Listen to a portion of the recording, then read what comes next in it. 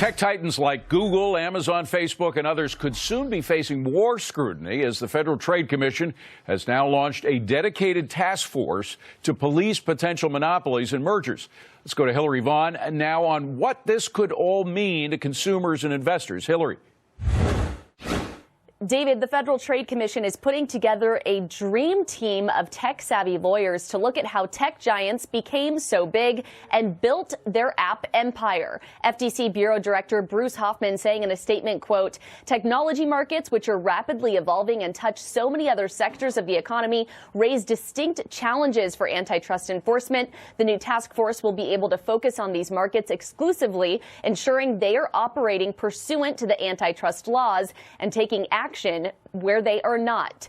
This new task force is putting tech companies like Facebook and Alphabet on high alert because this isn't just about mergers moving forward. The 17-lawyer team will also look at done deals and could retroactively unravel them. So that task force could take a second look at Facebook's buying Instagram and WhatsApp and Google acquiring YouTube. And the task force might already have some things on their radar. The New York Post is reporting that the FTC in the past seriously considered blocking Facebook's Instagram buyout 6 years ago. The Post reports that the FTC had a document written by a Facebook executive who said the reason the company was buying Instagram was to take out the competition. Back to you. Hillary Vaughn, thank you very much. So, gang, is this government overreach? David, I'm worried about the FTC for a lot of reasons. One, because they've been kind of so far behind this thing, and now it looks like they're really trying to sharpen their teeth as fast as they can to catch up, which I guess makes some sense. I'll tell you, too, to Hillary's point there, Facebook is now facing a rumored record fine in the multi-billion-dollar range from the FTC, and Google's not far behind. So the worry that I have about the government going in and breaking up some of the big deals that Facebook's made, especially as a Facebook stockholder and a Google one as well, is that that's retroactive. You know, you got to look going forward, not backward. And the free market's going to take care of this, guys. Nobody is forced to go on Facebook and put up their data and their pictures of their food. Nobody's forced to use Google search. Let everybody choose what they want to use. If they feel like their privacy is being breached, guess what? They won't use the companies. I don't know how you have a world where a company gets approval from regulators to do a deal. Then they do it. Then they put in the capital and make the thing a much bigger success. Then regulators come back and say, oh, no, you're too successful. We've got to break it up. Not only that, but in social media, I mean, aren't the economics different here? Doesn't everyone want to be in the place where everyone is? Isn't this a business that lends itself to control by a few giants by its very nature?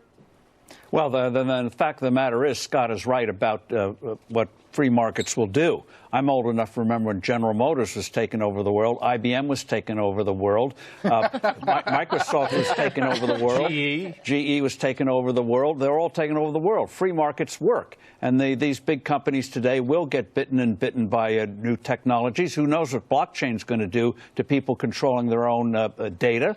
So let the markets work. And the fact that these bureaucrats sound like they're trying to find something to do in this day and age. You know, 10 years late, typical of a government. But it's socialism. They want control. You can't do anything without their permission. Well, yeah, so it's dangerous precedent. Like, how far retroactively do you take it? What about HP and Compaq? Do you go back decades and AOL and Time Warner? I'm just throwing it out there, right? Because when you open Pandora's box, you take a look inside, and sometimes it's not pretty. But I would say with technology and these big tech giants, let them do what they do at this point. As it's a free market system, I think we're all for smaller government. Why get bigger in this case when it seems to be, you know, for people that want to use it, I feel happy using my Facebook and my Walmart Instagrams. Was another one that was going to take over the world. Now they're the underdog against Amazon. But you have this push. I don't know, Scott, you have a tremendous push from over in Europe, which some people say is becoming a model for what they're going to be doing there, where the government gets their hands on just about every aspect of high tech.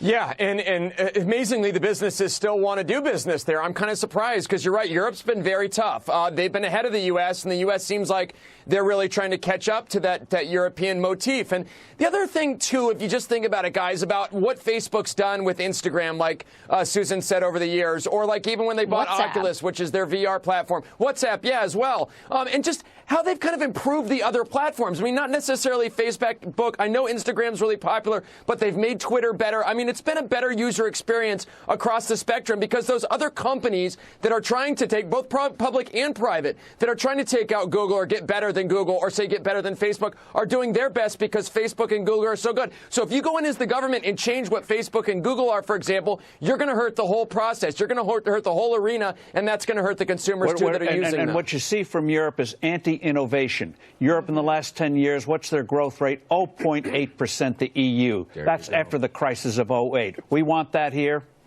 Could I just point out, I wrote something at Barron saying, take a look at Facebook. It's the new cigarette stock. Everyone hates it, but you can't ignore the cash flows.